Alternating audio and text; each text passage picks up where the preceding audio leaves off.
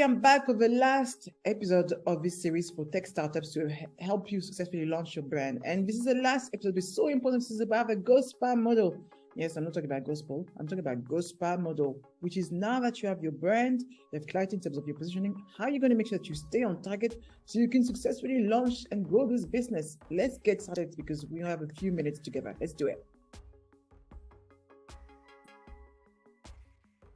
Remember, if you are new to this channel, this is not the first episode to watch. This is the last episode of the series for video tech startups.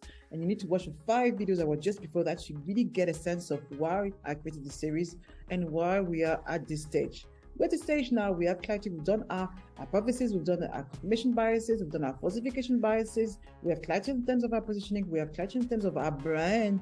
Therefore, now we're ready to really just apply the GOSPA model, which is not mine, was created by Brian Tracy, and I really advise you to read this book. It's a great book, really helping you having clarity in terms of how to successfully not only launch, but really successfully grow and scale your business. And GOSPA stands for goals, objectives, strategies, priorities, and actions. So we're going to break it down bit by bit so we can really get a sense in terms of how to do it effectively. Are you ready? Let's get cracking. Goals, first thing goals. You sit on the table, imagine this is your team, your founders, your CEO, whatever is in the team, and you define exactly what result you ultimately want to achieve over a specific long-term period. And I think it's so key to really define together what you want to achieve. And I think if you leave any room for guessing, then what's going to happen? You're all going to go in different directions. We want to go to China, we're going to go to UK, we're going to go to Europe, we're going to do what? What are we doing? We all need to agree and really stick by it. This is like your commandments. Yes, what are we going to do? Whatever goals that we want to achieve, and you can also define the time specifically, the 3 years, the 5 years, or the 100 years. When you decide where far you want to go with this one. Objective, the smarter target that will get you closer to your main goals. Okay, so something when you set your targets, think about you have your end result in mind. What are the things that you need to achieve? What are the targets that you need to achieve to get there? So, for example, we want to make sure that we have raised 3 million turnover. What are things you need to do on a regular basis? What are the targets you need to achieve to get there? You need to have 20,000 views on our blog and so much more. I'm just giving you marketing terms, but it can be for imagine every single role within a business.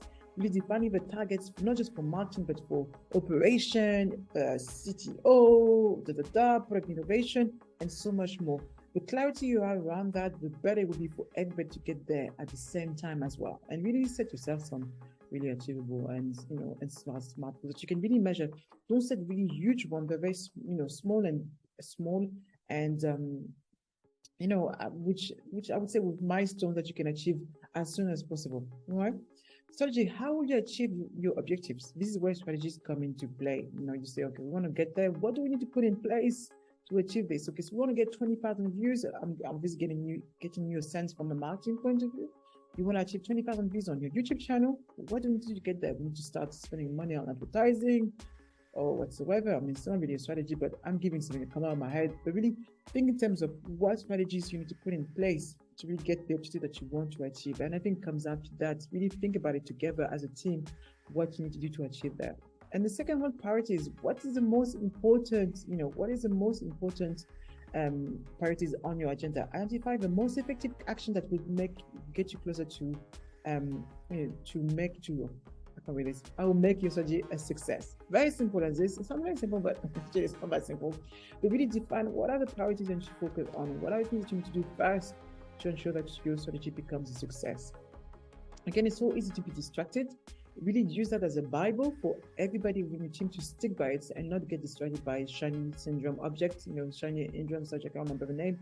But yes, and stick to what you need to do. Shiny object syndrome. That's how we're supposed to say it. And then actions, the everyday work that will ultimately get you to your goals. And then, when you think about fitness, if you want to lose weight, you don't think in terms of, I want to weigh 10 kilos. Think about what are the things you need to do on a regular basis every single day to achieve that success. And it's super, super key that you look at your day-to-day activities rather than just like the long, far, far away goals that take you so far away that you don't know where you're going. Yeah, so this is so important. Again, if you do that very well with your team, go back and, I will advise you to read the book. It's a great book. It gives some lot clarity more than what I'm giving you in a short amount of time, but really hard to do that so you can really make sure that everybody within the team is on the same page and you are there achieving the goals. So this is the end of the series. I hope you enjoy it. Make sure you leave some comment, like, subscribe, share, and anything else. And I'll be back with a new series. So keep watching, stay in touch, and I'll see you very soon. Bye. Mwah.